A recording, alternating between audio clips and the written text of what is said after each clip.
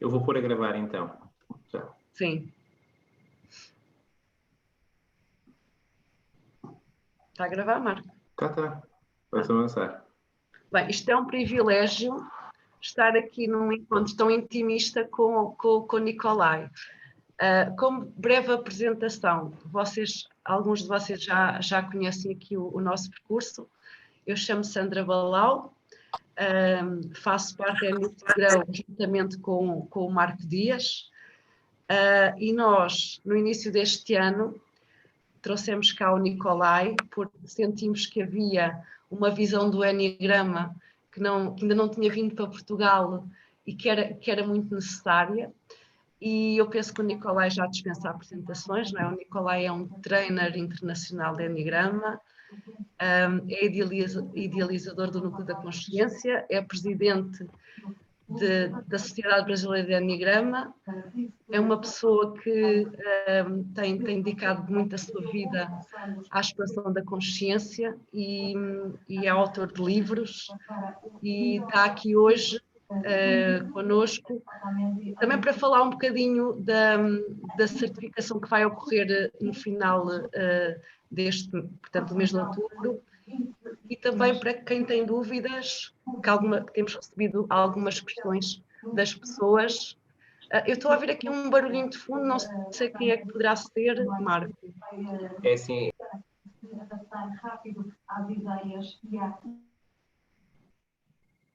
Estava aí qualquer coisa. Agora deixei-te ouvir, Marco, mas tudo bem. Então estava eu a dizer que vamos ter cá novamente o Nicolai e nós convidamos o Nicolai também para ele, em primeira mão, falar do que é este processo, esta certificação em Enneagrama Sagrado 9 Raios. E só para vos contar que eu e o Marco fizemos parte dessa viagem, que eu chamo-lhe uma viagem da alma. E nós inicialmente tínhamos pensado em fazer só uma única certificação, portanto seria em fevereiro. Aliás, o próprio Nicolai na altura disse que só vinha uma vez por ano, só que o impacto e a transformação foram tão grandes em nós e nas pessoas que estiveram connosco, que quase que sentimos um chamado, os três, para realizar novamente esta certificação. Portanto, eu desejo-vos boa noite, estamos aqui num contexto intimista. Vamos deixar, se depois vos ocorrer alguma questão, mais para o final. E agora vou dar a palavra ao Nicolai. E obrigada por teres aceito o nosso convite, Nicolai. É sempre uma grande honra ouvir-te. Marco, eu não sei se queres dizer umas palavrinhas. Desculpa, Marco.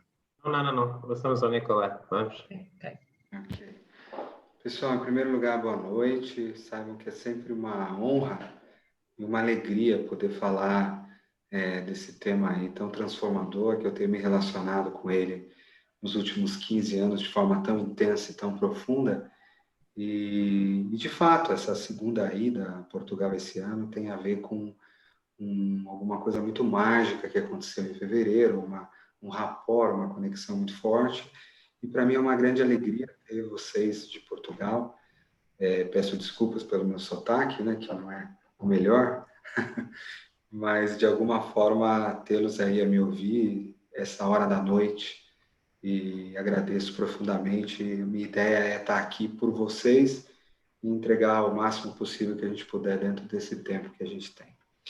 O nosso foco hoje é falar um pouquinho sobre essa abordagem dos 9 raios. Então, acho importante, eu vou contar um pouquinho da história de onde ela surgiu. O ano era mais ou menos 2007, 2008, a época eu estava envolvido com muitos programas de certificação inicial, tanto dentro do mundo corporativo, né? Na época lidando com grandes organizações, com liderança, fazendo esses programas assim, cerca de 3, 4 turmas por semana. Era uma época onde o Enneagrama dos tipos psicológicos aqui, 2007, 2008, estava sendo muito demandado dentro das organizações e também dentro dos retiros. Então, a gente fazia, né, com a nossa escola de desenvolvimento, uma quantidade assim, muito grande. E era o que se conhecia na época. Eu já tinha contato com estudava fora do Brasil, estudava na Europa, nos Estados Unidos, mas o que se conhecia de fato na época, o que se olhava naquele momento do tempo, era o enneagrama dos tipos psicológicos, né? E a gente nem falava em níveis de consciência, então, de fato, a gente tinha descrições mesmo. Ah, o 1 é assim, o 2 é assim, o 3 é assado, por aí vai. Ao longo dos anos, o que foi acontecendo, por usar parte da minha outra formação, né? Além do desenvolvimento corporativo, a minha formação em programação neurolinguística sistêmica nos Estados Unidos, com Robert Dilts, em coaching, depois veio a bioenergética, a parte de trabalho corporal, toda a parte de leitura de campo, e, óbvio, a constelação, e tudo isso foi transformando a gente, e a gente começou a colocar para o Enneagrama um olhar de, tá bom, tá, peraí, mas não é só isso. As pessoas não são exatamente esses comportamentos que estão aqui. E até mesmo as motivações que estão por detrás, tem coisas muito mais profundas do que essa. E mais ainda, uma vez que eu sei isso, que é um traço fundamental, o que eu faço com isso? Qual é o próximo passo? Será que só adianta eu fazer comportamentos diferentes? E eu falo isso com conhecimento de causa, né? Em 2012, quando eu lancei meu livro Enneagrama para Líderes, quase 400 páginas, ele ficou como um best-seller aqui no Brasil por alguns anos. Eu falava, assim, dos comportamentos que a gente tinha que fazer diferente, de a nossa tendência era essa e por outro caminho, e isso ainda é bastante válido. Mas com o passar do tempo, a gente foi descobrindo que o Enneagrama era infinitamente maior do que isso. E ele, no fundo, descreve jornadas de alma, o que ao longo do tempo eu fui passando a chamar de raios. Então, no ano de 2010, eu criei um programa aqui no Brasil chamado Ennea Coaching, que não tem a ver com a empresa aí de Portugal, embora o Eduardo tenha sido nosso aluno, acho que foi em 2012, 2013, mas são apenas o mesmo nome, mas não tem uma relação de metodologia. E o Ennea Coaching foi se desenvolvendo nesse processo que trabalha com os 9 raios, que trabalha com os instintos de forma avançada e que trabalha com o que a gente chama de Enneagrama espiritual, que tem a ver com as práticas que a gente faz nas paixões dos tipos, ou seja, como a gente transmuta o nosso coração em virtudes mais avançadas. Dentro de uma ideia bastante experiencial, que é, até pela minha mentalidade de terapeuta e engenheiro na mesma pessoa, o que gera resultado? Eu estou falando de uma transformação que é sustentável, eu estou falando de uma transformação que vai envolver tarefas tentativas, mas lá no fundo da psique ela não vai ter a sua transformação. E aí, quando eu comecei a cuidar de uns retiros, a fazer processos aqui no Brasil, do que a gente chama de Identity Level Coaching, ou seja, uma transformação no nível de identidade, no nível de crenças, a gente foi juntando tudo isso e deu origem ao programa aí dos 9 raios, é o que no Brasil a gente chama aí de Ennea Coaching 9 raios. Esse programa está, portanto, no seu 11º ano, né? Acabei de fazer aí uma turma semana passada com 50 pessoas e tive a imensa alegria de, em fevereiro, estar aí, através do convite do Marco e da Sandra, aí em Portugal. Estive aí no ano passado, em 2019, apresentando na Conferência Europeia de Enneagrama, né? E como apresentador convidado. Essa gravação está inclusive disponibilizada no YouTube do Núcleo da Consciência. Foi muito bem recebido, foi uma alegria imensa estar aí. Muito bem, então minha ideia é contar dessa história um pouco do que é a abordagem especificamente do programa dos 9 raios. Eu não sei o quanto que é o background de cada um, mas aqui, só para mostrar um pouquinho aqui da apostila do Núcleo da Consciência, essa é uma das figuras. Aqui em cima estão as virtudes do coração, que é quando o meu coração, num estado mais refinado, mais elevado, consegue acessar sentimentos mais elevados através da porta de cada ponto. Quando eu estou na minha consciência mais baixa, eu tenho que são as paixões do coração, que é o que o Enneagrama chama de hamartia, ou tem origem nos 9 pecados capitais, né, e não que depois viraram 7. Que eu estou falando, portanto, de sofrimentos específicos do coração. Então, no ponto 1, né, no raio 1, a ira envolve esse coração que está ali, né, em sofrimento, com uma raiva misturada com ressentimento, pulsando, e é claro que isso tem todo um envolvimento psíquico, corporal, mas de alguma forma eu tenho um coração em sofrimento quando ele acessa a ira no ponto 1. No ponto 2, eu falo do orgulho. E o orgulho tem a ver com aquele coração que, né, o queixo é meio levantado. Lembrar que os tipos, né, os pontos raios 2, 3 e 4, são raios da imagem.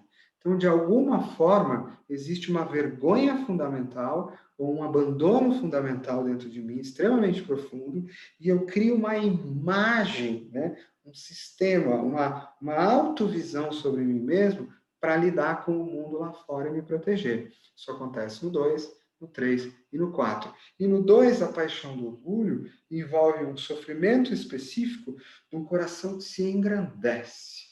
E por mais que eu tenha, nos níveis de consciência mais baixos, a fachada da humildade, né, eu não estou precisando de nada, o meu coração ele está se fazendo importante demais, porque existe uma queda de consciência ali e o amor que eu era é perdido e sai através de mim.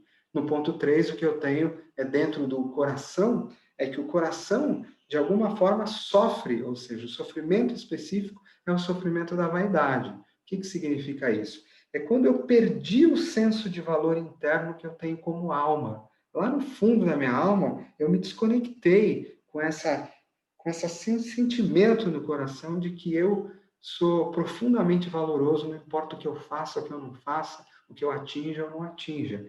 E quando tem a queda de consciência no meu coração, o que acontece é que ele, por sentir que não tem valor, acaba criando a paixão da vaidade, e essa paixão da vaidade significa criar, portanto, um falso eu que supostamente tem valor, mas tem valor muito mais ao molde daqueles que me observam. E, obviamente, isso não é um sentimento de valor real dentro de mim. É uma forma de sofrimento aí, no ponto 3. Acabei sem querer, gente, eu não tenho muito roteiro, acabei sem querer, né, seguindo aí algumas das paixões, e eu acho que eu vou seguir um pouco desse caminho, né?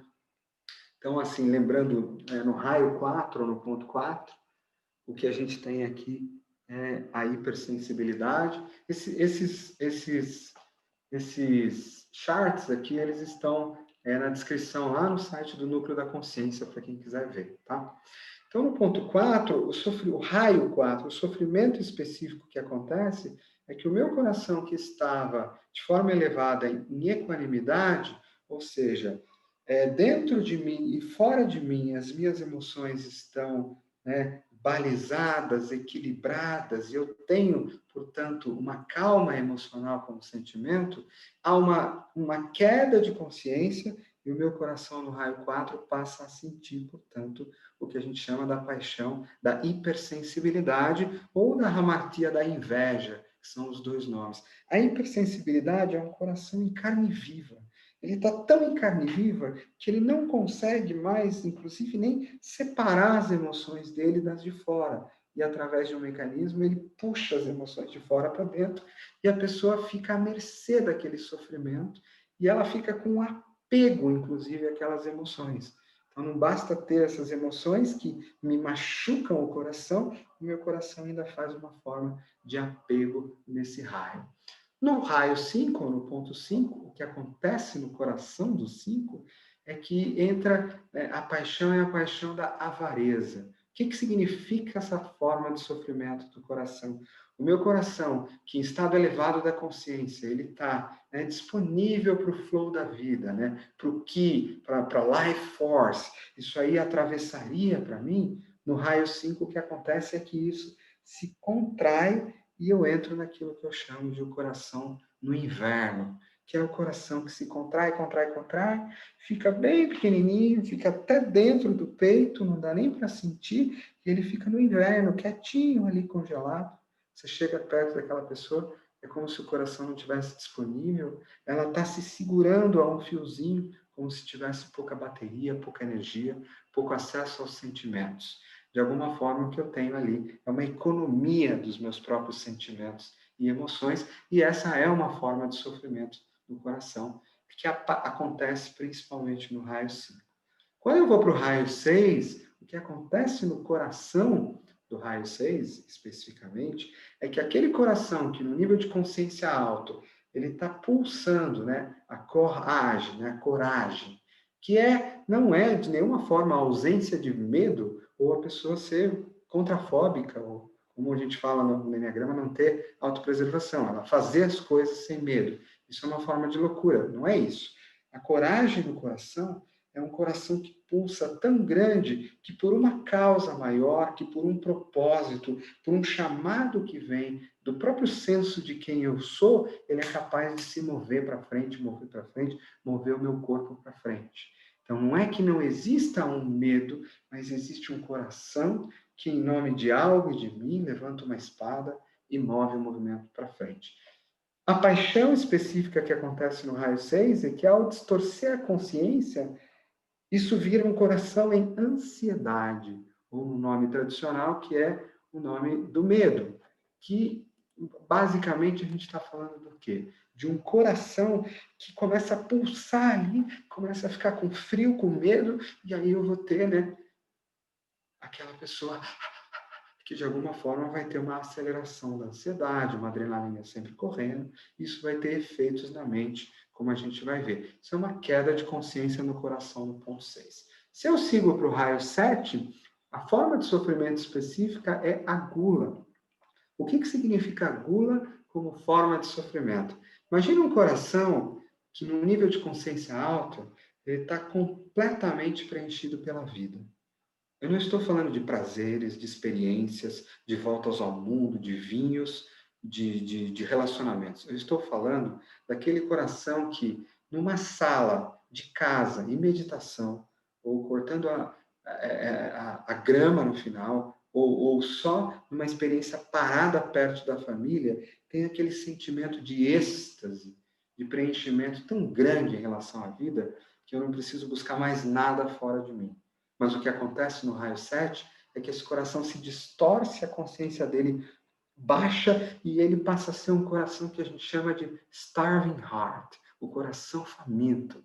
E o coração faminto, ele começa a pulsar e ele começa a ter a gula. O que é a gula? A gula é uma ansiedade desenfreada de engolir coisas, experiências. Engolir, seja uma experiência, seja um livro, sejam pessoas, sejam viagens, sem mastigar muito bem, mas para tentar preencher esse coração que, no fundo, não está experimentando a vida na sua profundidade. Isso tem a ver até com o fato de que esse coração não está acessível, porque é um coração que, na gula, também se fechou, de medo de dor, de tristeza, e toda a dinâmica do raio 7. A pessoa faz de tudo, dá a volta ao mundo, faz 1 milhão de coisas, mas ela não estava presente naquilo, o coração dela não estava ali, naquele exato momento, dentro dessa profundidade. Então, lá no fundo, o que ela experimenta é um coração em gula, starving, que é uma forma de sofrimento.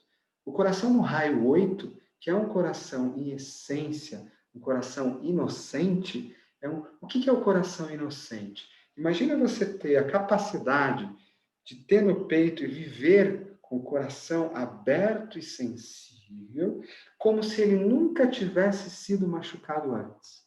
Bem difícil, né, para a experiência humana. Todos os corações foram machucados na infância. A inocência tem a ver com isso, sabe? Esse coração que não tem lembrança de ter sido machucado. Ele é ingênuo a ponto de estar disponível e sensível e doce de alguma forma.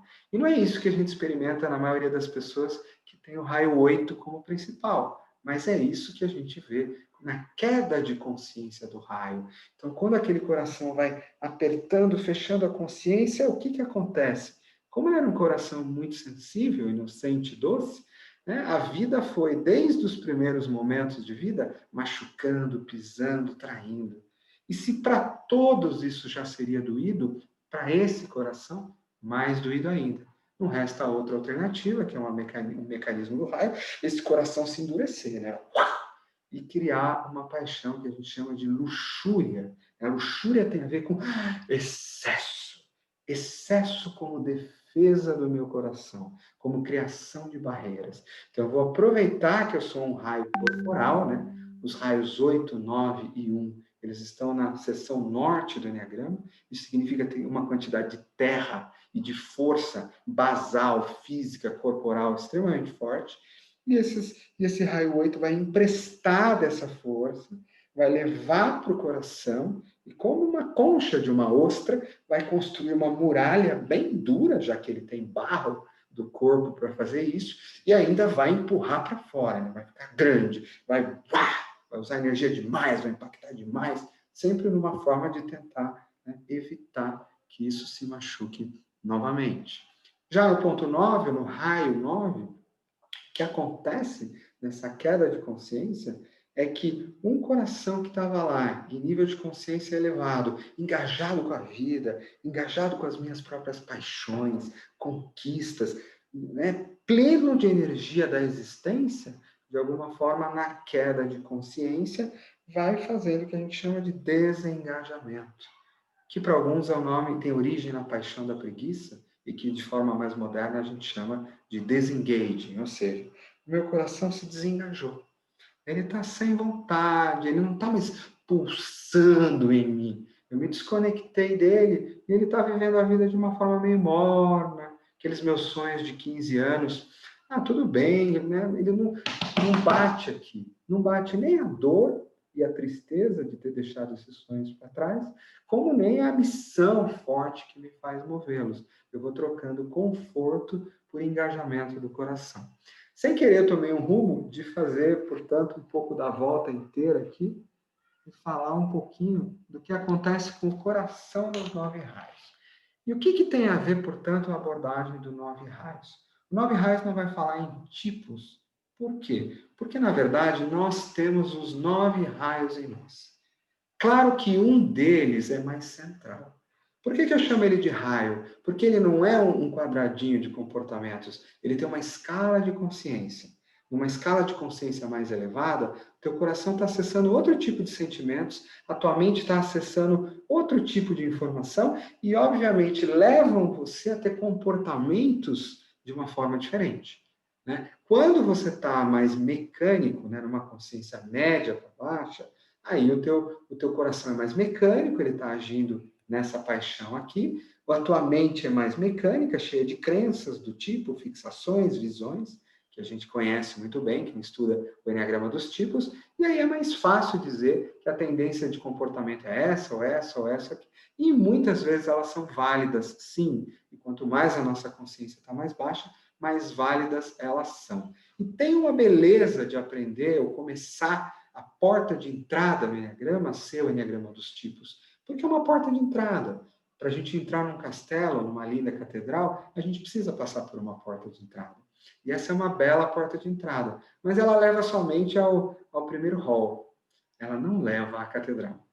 Ela vai levar à catedral quando a gente compreender o Enneagrama como um movimento de transformação da alma, de trabalho no meu coração, para transformar essas dores e paixões que eu tenho às 9, embora sim, eu tenha uma delas central, que vai definir inclusive o meu eneatipo. Eu tenho as flechas, né? Que são os pontos ligados ao meu, como 2 dores centrais também, que aparecem logo em segundo lugar. Eu tenho, sim, as asas, que são os meus vizinhos, talvez em alguma dor central também. E muitas vezes tenho até as dores dos raios ou tipos dos meus pais, que de alguma forma eu internalizei dentro de mim. Então, o 9 raios, ele vai, sim, trabalhar você em cima do tapete do Enneagrama, é um trabalho corporal, energético, comportamental, ele visa um trabalho de transformação profunda, ele não é só um programa de formação e certificação, não é o caminho do Enneagrama ter mais conhecimento só, tipo, subtipo, asa, raiz quadrada de subtipo, mas, enfim, o quanto eu efetivamente trouxe isso para a minha prática transformacional. Eu estou sabendo usar isso para me transformar e me elevar, ou eu estou usando isso para me definir como um número, como um subnúmero, e sem querer eu acabo até me limitando nisso aqui, como se isso fosse toda a expressão da minha alma. O que acontece, sim, é que para nós, humanos normais, nós vivemos a maioria do tempo numa queda de consciência, dentro dos 9 raios. E o programa de 9 raios vai fazer os movimentos pelas flechas, ele vai falar dos níveis de consciência e, principalmente, como o teu coração e a tua mente e o seu corpo são afetados, né? Os 3 centros de inteligência de Gurdjieff, que é a base do trabalho de quarto caminho, como eles são afetados em cada raio, para que você, no seu raio, entenda, compreenda isso fisicamente, emocionalmente, e tenha um caminho para trabalhar corpo, coração e mente, compreenda o movimento das flechas e possa se trabalhar nos outros 8 raios e também entender como trabalhar nas pessoas daquele tipo, daquele raio.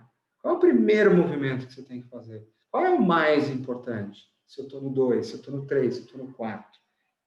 Ao mesmo tempo que você vai viver isso em você, você também vai aprender tecnicamente o que fazer dentro desse processo de uma transformação que seja de fato sustentável. Não porque eu estou forçando comportamentos diferentes ou ações que às vezes me ajudam, mas porque eu realmente transformei ou o meu corpo, ou o meu coração, ou a minha mente. E existe uma alquimia para isso. Fazendo uma segunda rodada, então a gente vai ver como nós nos distorcemos em cada raio, como e o que temos que trabalhar em cada ponto para nós e para os outros, e vamos trabalhar sobre o tapete, vamos trabalhar no campo e vamos ter uma compreensão desse enneagrama profundo de uma forma, de fato, bem poderosa. É uma aprendizagem mental, emocional e sensorial. Outra coisa importante, que a gente vai olhar muito dentro desse programa, não são as únicas, tem a ver com o que acontece com a nossa mente a partir dos 9 raios, né? Lembrando que dentro do meu tipo principal, a distorção é central. Então, aqui eu tenho, né, as ideias santas ou ideias iluminadas, é o que a minha mente acessa quando eu estou naquele nível de consciência muito alto, naquele raio.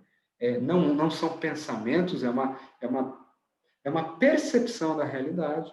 E aqui a gente tem as fixações da mente, que aí quem estuda enneagrama inicial sabe muito bem, fixação é uma boa palavra, porque a minha mente, naquele tipo, naquele raio, ela fica fixa. Meu pai dizia que era ideia fixa, né? Você não consegue olhar para o outro lado, você olha o mundo através daquela lente e daquelas crenças, né? E para fazer uma voltinha aí muito rápida pelos pontos, né? Começando aqui do 1, dentro do raio 1, a mente que lá em cima tem uma percepção da realidade de não julgamento, ela, ao contrair naquele raio 1, ela passa a ter uma percepção da realidade de julgamento. É muito difícil para ela não julgar ao outro, não julgar a si mesmo.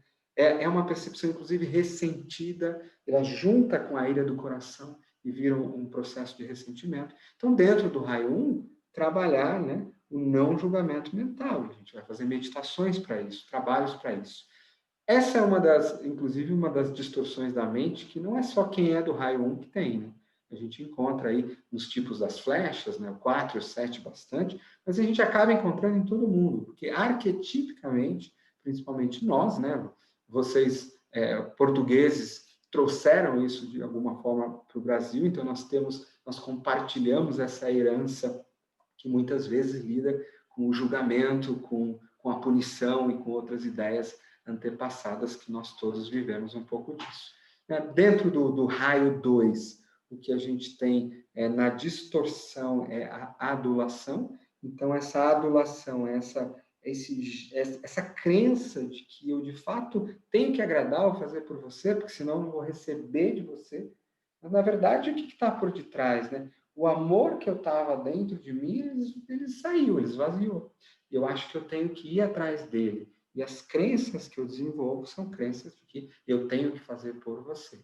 Claro, a minha mente, quando está mais elevada, de alguma forma ela experimenta algo diferente, que é a ideia santa da vontade divina, ou da liberdade, de que eu, né, tendo o amor em mim, eu vejo as coisas sem querer interferir, inclusive no caminho dos outros, né? E assim a gente segue com as distorções mentais, cada uma no seu raio. No raio 3 a gente tem a distorção mental, que sai, né, da ideia de flow, de sincronicidade, de que tudo no universo está acontecendo sem ninguém precisar fazer nada, e ao distorcer isso, eu trago para essa ideia de auto-engano, de ilusão, de que eu, raio 3, no ponto 3, sou o centro do mundo, e se eu não fizer alguma coisa, nada acontece. Que, de fato, eu me dou essa super importância, essa super identificação, né?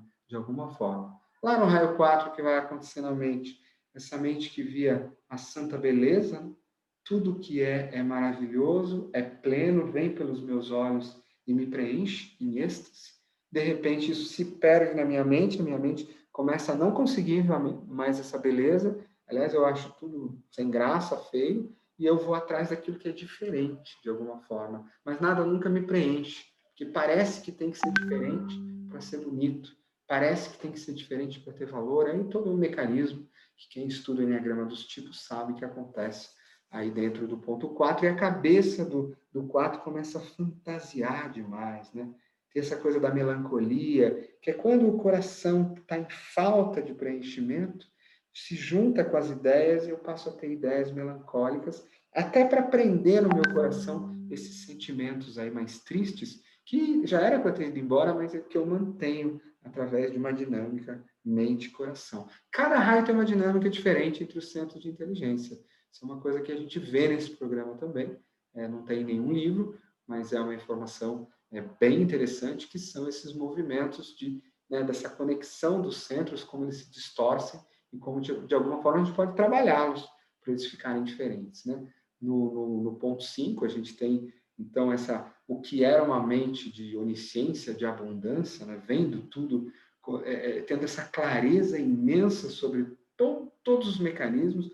Tem uma coisa legal no 5 elevado, que é aprender através do conhecimento direto. Sabe quando você entra em uma meditação tão profunda e você aprende coisas sobre a vida, mas você não leu livro nenhum?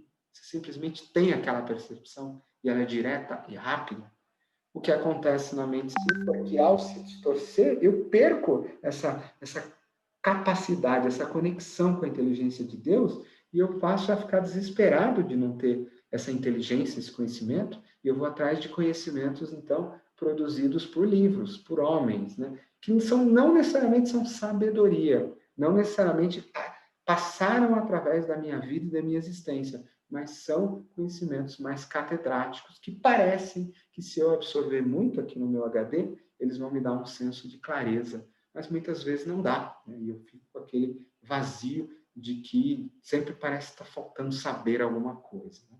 Isso no raio 6 também não é diferente. A minha mente, que tem, de alguma forma, essa intuição, né? Os 6, em nível elevado de consciência, como raio, são altamente intuitivos, né? O centro mental.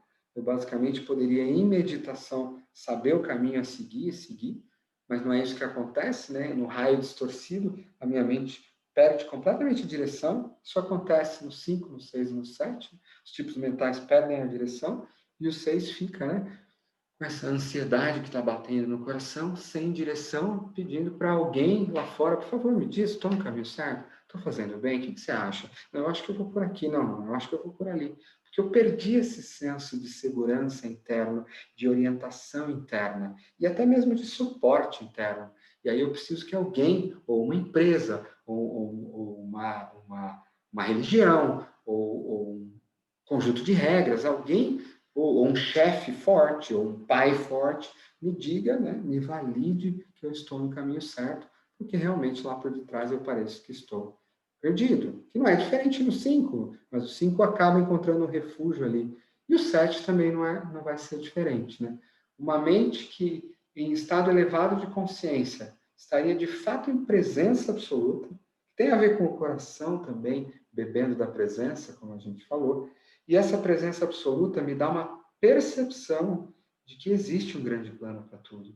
E que não vou sair por aí tentando mudar minha vida, deixar ela super prazerosa, mudar isso, arrumar aquilo, fazer diferente, ir atrás daquilo outro, aquilo outro. Se de repente o que a vida tem para mim é estar nesse exato momento, aqui e no agora, mesmo que haja limitação, mesmo que haja alegria.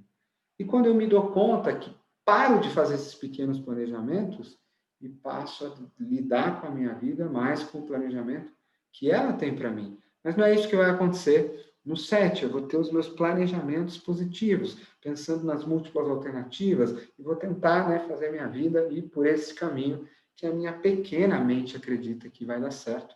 Muitas vezes traz prazeres, traz alegrias, mas sempre dá algum problema no final e nunca preenche como a gente imaginava que ia preencher, de alguma forma, né? No ponto 8 não é muito diferente. A mente que, em estado elevado, ter uma percepção da grandeza e da sutileza do universo, ou dos multiversos, né? Ter uma percepção de que isso tudo, no fundo, é invisível e gigantesco, ela se distorce a tal ponto que ela fica concreta, que a gente chama de objetificada, né? E essa mente 8 vai passar a só ver tijolo, né?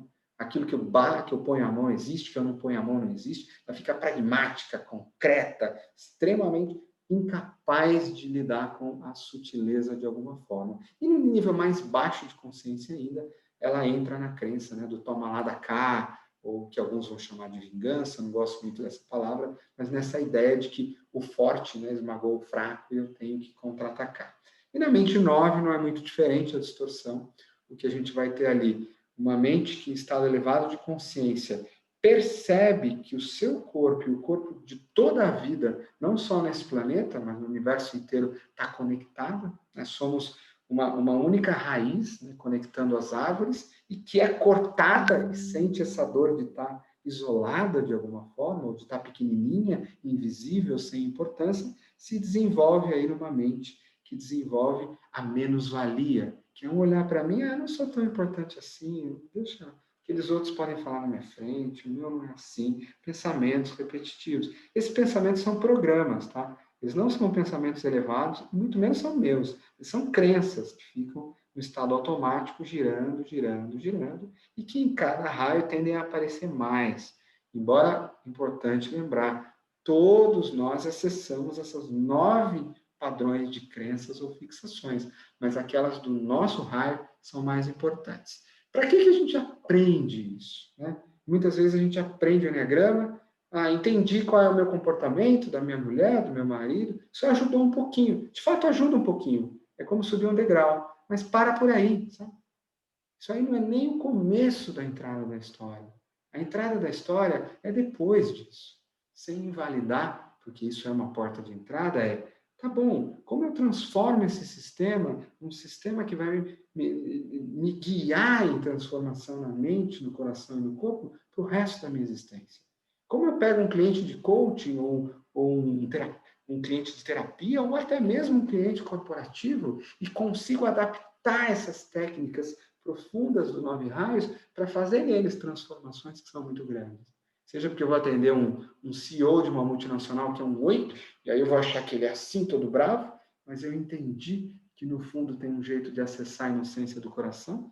Eu posso fazer isso numa sessão de coaching ou de consultoria, quando eu peço para ele falar para mim dos netos dele, ou das pessoas que ele naturalmente cuida e protege, e ao acessar o coração eu consigo fazer processos de transformação ali, ou como num processo de terapia mesmo mais avançada, de coaching, né, que a gente coloca a pessoa no tapete do Enneagrama, faz processos de meditação, faz processos energéticos, corporais, tudo isso é possível e para isso que serve o processo do Enneagrama dos 9 raios. Né? Estou respeitando aqui o horário um pouco que o Mark e a Sandra passaram. De alguma forma, o que se vive nesta semana é, portanto, passar por esses 9 pontos. Quando chega no seu ponto, você é convidado a ir até o tapete, você experimenta movimentos das flechas, você experimenta, às vezes, asas, você experimenta, às vezes, movimentos do Enneagrama de processo, ou de Gurdjieff, dependendo do que se abre, só que a todo momento, você estando naquele campo daquela sala, você é influenciado diretamente pelas emoções e sentimentos do que está acontecendo ali. Então, o convite para você não é, o meu trabalho é só o meu tipo. Não. O seu trabalho é tudo o que acontece nessa semana inteira. Eu vou te convidar a ficar atento à tua mente e ao teu coração. Todos os segundos, nada que acontece ali é à toa. Se você, de repente, está cansado, por quê? Você estava assim há 10 minutos atrás? Agora eu estou irritado. Por quê? Que projeção está acontecendo aí com esse raio que está acontecendo? De repente eu me energizei. Peraí, o que está acontecendo no teu corpo em projeção com o que está aí? O que você aprende sobre você nesse raio? Nossa, eu estou irritado com aqueles ali. Tá, que projeção de irritação, que sombra tua você não está vendo nesse raio? Então, o trabalho dentro dos 9 raios é, de fato, dentro dos 9 raios. Esse é um convite um pouco que eu tenho para falar. Aproveitando aqui para respeitar o tempo, só dizer que é possível acessar bastante conhecer um pouco desses trabalhos dentro do YouTube do Núcleo da Consciência. Existe uma palestra que foi a que foi feita em Portugal, aí na Conferência Europeia no ano passado, que tem um pouquinho da demonstração de alguns dos movimentos. Existem uma série de depoimentos lá. Existe uma série chamada Enneagrama e Coronavírus. Eu faço, acho que 4 vídeos. O primeiro é sobre o Enneagrama de Gurdjieff, né, de processo aplicado. Mas, se não me engano, o segundo ou o terceiro é a aplicação dos 9 raios para o processo aqui, dentro dos 9 raios. E para quem quiser conhecer o trabalho antes, né, eu vou estar em novembro, no comecinho de novembro, para fazer essa jornada desses 7 dias. E aí, Marco e Sandro. Esse ano foram 2 vezes, mas ano que vem uma vez só, tá? Tem 2 filhinhos pequenininhos aqui e bastante trabalho suficiente, mas é, ao mesmo tempo, uma delícia estar aí com vocês. E trazer... E participar, quem quiser participar, conhecer um pouco mais, né? Semana que vem tem um programa online comigo que começa, que é o Enneagrama Dinâmico, Flechas e Níveis de Consciência. Ele é absolutamente inédito, a gente abriu hoje as inscrições, e lá eu vou fazer o movimento das flechas. Existem vídeos gravados dentro do tapete para você acessar. Às vezes, se você quiser ter mais segurança, conhecer o trabalho para participar em novembro, o link está lá no meu Instagram, na minha bio. Também super fácil aqui me acessar. De qualquer forma, convido vocês, independente disso, não sei, acredito que todos, ou se não tiverem, usarem, né, o aplicativo Enneagrama para Líderes, e estou super à disposição para fazer perguntas, para responder. Todos os dias, o Brasil está com um fenômeno interessante, que o Instagram está dominando num nível que a gente praticamente não usa mais Facebook, mas parece que é só aqui, não sei porquê. Então, eu estou no Instagram todos os dias, né, no Stories, respondendo qualquer pergunta sobre Enneagrama. Então, já estou no dia 35, né? Então, são 35 dias seguidos já, de quase 1 hora por dia, respondendo perguntas, que isso tudo, obviamente, é gratuito. Quem quiser participar, é ali no Instagram do Nicolai Cursino, que as coisas estão acontecendo. E também convidar a conhecer o Núcleo e a Sociedade Brasileira de Enneagrama, que foi fundada esse ano e que está crescendo, e que a partir de janeiro vai trazer uma série de pessoas certificadas e que tem essa visão do Enneagrama espiritualizado, esse Enneagrama de transformação, de fundo amoroso, e que traz um conhecimento de transformação do ser humano em bastante profundidade. Então, eu acho que, Marco, respeitando aí os 40, 45 minutos que você me deu, eu sei que é pouquinho, né? Foi improvisado, mas eu passo para você aí, caso queira fazer uma pergunta, comentário, eu deixo aí o trabalho com vocês. Peço desculpas de ter ido um pouco rápido, gente, mas realmente um tempo muito curto para a gente entrar em algo tão profundo. Espero que tenha sido útil para vocês aí. Obrigado, Nicolai. Muito obrigado. Sim, vamos aproveitar, damos aqui uma abertura de 5 minutos para ver se alguém quer fazer alguma questão, e depois íamos encerrar. E de qualquer das formas, como a Sandra já disse no início, depois vamos disponibilizar também a gravação do vídeo, tanto nas redes sociais como no canal do YouTube. E aproveito também para dizer, como o Nicolai disse, se alguém quiser ver também um pouco do que é que foi fevereiro, quando fizemos a primeira vez cá em Portugal, também podem ver no YouTube. No canal da Neto Grow também estão lá os vídeos dos testemunhos e algumas peças que foram interessantes sobre o retiro. Assim, fica aqui então aberto aqui este pequeno espaço. Se alguém tiver alguma questão, queira pôr, saber mais um pouco do que é que irá acontecer neste retiro mágico, estejam à vontade. Marco, Inês, eu vi que tu apareceste. Só para vos dizer, a Inês arrancou com este projeto connosco, fez parte da Neto Grow, e portanto, Inês, tu que estás aqui que não foi nada combinado, podias só assim, numa frase, dizer o que é que significou para ti, porque para nós pode ser suspeito, Inês. Se não te importasses de partilhar. Pronto, deixa-me dizer que eu sou um 4, já estou com a lágrima no olho. Beijinho grande a vós todos e principalmente ao Nicolai. Aquilo que eu senti após do retiro é como se as cortinas te afastassem. Eu já tinha algum conhecimento do Enneagrama e comecei a ver as coisas diferentes e utilizar o Enneagrama de uma forma completamente diferente. Mesmo no meu dia-a-dia, às vezes eu preciso ir à procura do instinto, de um raio 9, ou de um raio 8, ou de um raio um set para ir à minha águia e após deste retiro, após de ir ao tapete, é muito mais fácil acessar aos outros raios, não ficar só limitada à minha personalidade, ao meu raio em si, às minhas emoções, porque parece que o conhecimento que eu tinha, eu enfiava-me dentro de uma caixinha, mas eu utilizo no meu dia-a-dia constantemente o Enneagrama. Se eu estou à frente de alguém que eu presinto que aquilo tem energia de um raio a mais, então com compaixão eu vou falar com essa pessoa de forma a que ela sinta que eu estou com ela e não bater o pé que a minha forma de pensar é completamente diferente. E isto foi só após de uma semana com o Nicolai e do retiro que fiz, retiramos as cortinas e falamos mais através do coração. Para mim, de uma forma, era fácil, porque eu sou um 4 e sou emocional, mas eu utilizo o corpo, a mente e o espírito agora, e não só falo através da emoção. Eu acho que eu não consigo explicar melhor. No meu dia-a-dia é assim que utilizo o Enneagrama sempre, todos os dias. Oh, Nicolai, manda-me um beijo, tu não me ligas nenhuma. Eu mandei um monte de beijo, você que não viu. Obrigada.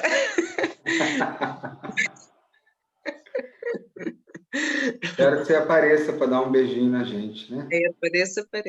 Marcos, Sandra, vocês têm que convidar as pessoas de fevereiro para ir lá me darem um beijo, nem que seja na noite da fogueira, tá? Então é isso, fica para a noite da fogueira com vinho. Ok.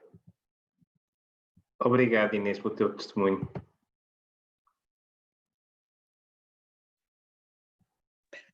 Sandra, estás em mute. Já está.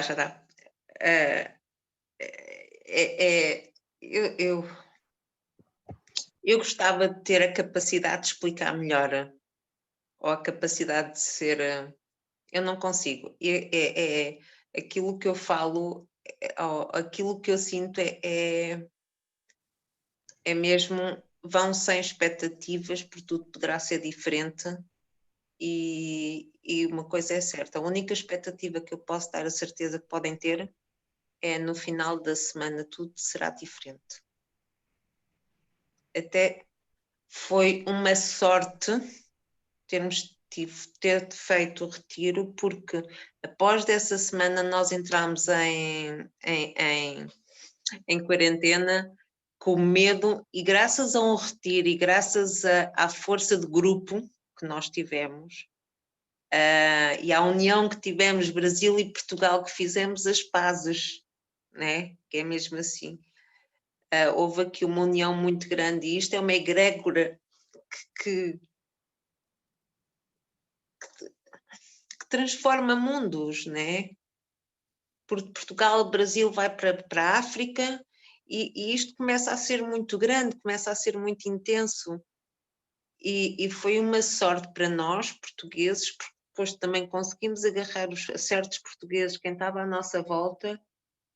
Foi uma bênção esta semana. Obrigado. De nada. Obrigado, Inês, muito obrigado. Grato. Muito obrigada, Inês. Muito obrigada. Olha, então, é assim, não havendo mais questões, eu penso que podemos dar por encerrado esta... Não sei se alguém tem alguma questão, se quer perguntar alguma coisa, Sónia, Marco, se querem dizer algum comentário. Por mim, se puder falar, quero agradecer este tempinho, já me deixou alguma curiosidade, para além da que já tinha, em especial, também tenho muita curiosidade em conhecer o Nicolai, assim como a sua obra, os seus livros, tenho alguma curiosidade em ler também, que aqui em Portugal não é fácil de encontrar. Já há algum tempo que tenho interesse também em adquirir o livro, espero se calhar entrar num conhecimento mais profundo, entrar nessa vossa imersão total. Nesse momento é esse o meu desejo também. Muito obrigado por estes minutos connosco. Obrigado, Nicolai. Obrigado, Marco. Obrigado a todos os presentes, Sandra. Obrigado também.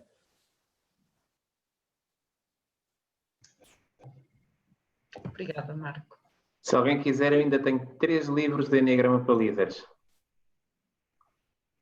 Podem depois entrar em contato pelo Facebook e eu faço o envio. E além disso, vai ao retiro. Sim, Nicolai, diz. Eu vou. O Marco e a Sandra, na semana anterior, vão passar uma lista, né? E aí eu vou dar um jeito de levar, porque realmente é muito difícil achar e está muito caro aí. E, enfim, são coisas do mundo editorial. E eu não posso publicar eles em digital ainda, pelos contratos com as editoras aqui no Brasil. O Enneagrama para Líderes e o Anjo Líder até tem uma versão no Kindle, mas é a versão em inglês, né? Lá na Amazon. Mas os de língua portuguesa, de fato, tem que ser hard copy. Então, eu juro que eu vou levar pouca roupa para caber bastante livro na mala. O pessoal encomendar. Da outra vez, compraram um monte de uns sobraram. Então, dessa vez, a gente vai ser um pouco mais inteligente para fazer isso. E, Marco, muito obrigado aí pelo carinho. Marco Alvarenga, né? Muito obrigado pelo carinho. Sónia, queres fazer alguma pergunta, minha querida? Alguma observação? Para já também começar a agradecer a vossa disponibilidade e estarem aqui a partilhar o vosso projeto e o progresso que têm feito até agora. Faz todo o sentido, né? Já há muito tempo que sinto que realmente o Enneagrama é muito mais para além do tipo, daquela personalidade, da personagem, dos comportamentos.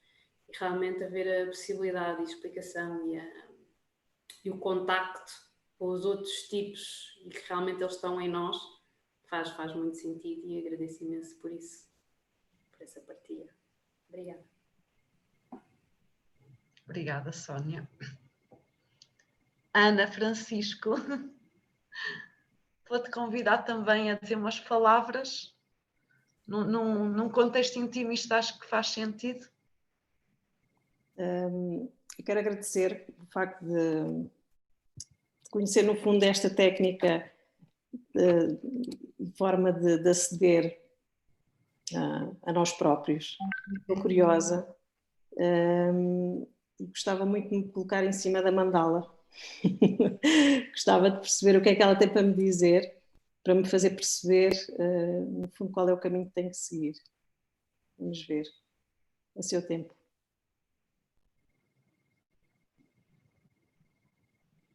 Obrigada, Ana, obrigada. Eu costumo dizer que este curso não se devia chamar só certificação, não é? Porque isto não é só uma certificação, vocês percebem. Isto é uma grande semana de desenvolvimento pessoal, não é? De curar várias coisas em nós, não é? Eu costumo dizer que eu vivi várias vidas, aliás, todos nós vivemos naquele grupo, tínhamos a sensação que vivemos várias vidas, uma vida, e depois é um crescimento e um desenvolvimento integral nos 3 centros, na mente, no coração, no sensorial. Isso dá um alinhamento energético e a todos os níveis bastante grande. Pronto, mas nós somos suspeitos, portanto, obrigada, Inês, pela tua partilha. Olha, mesmo muito grata por teres vindo e por teres partilhado. E obrigada, Nicolai, por teres disponibilizado novamente a vir a Portugal. Sentimos-nos muito honrados com essa tua magia, com toda a tua mestria e anos de experiência, e sabemos que vai ser mais um portal, que é como eu chamo o teu trabalho, é um portal, Nicolai. E obrigada por teres assinado o nosso convite. Então, eu agradecer, mandar beijinhos, né? Beijinhos, como a Sandra gosta de dizer. E sim, é até meio misterioso, porque no fundo está acontecendo isso também por conta do Covid, né? Porque como paralisou boa parte das formações presenciais que aconteceram, acabou que elas tiveram que ser remanejadas e possibilitou, e as coisas estão acontecendo de uma forma muito mágica. Então sim, deve ter alguma coisa para nós, não sei o que é, mas eu tenho certeza que a gente vai descobrir. Um beijo para todos, sou muito grato e, de novo, além dos materiais da Enya to Grow, a gente gravou bastante coisa, tá lá. Sempre convido a olhar lá o YouTube do Núcleo da Consciência, o site, porque a quantidade de materiais que a gente se esforça aqui diariamente para colocar é realmente muito grande. Um grande beijo, beijinho Marco, beijinho Sandro, beijinho Sônia, beijinho Ana e beijinho Inês, senão a Inês me mata. E até breve para vocês. Até Beijinhos breve. para todos. Obrigada a todos. Tchau, tchau. Obrigada. Obrigada, obrigada.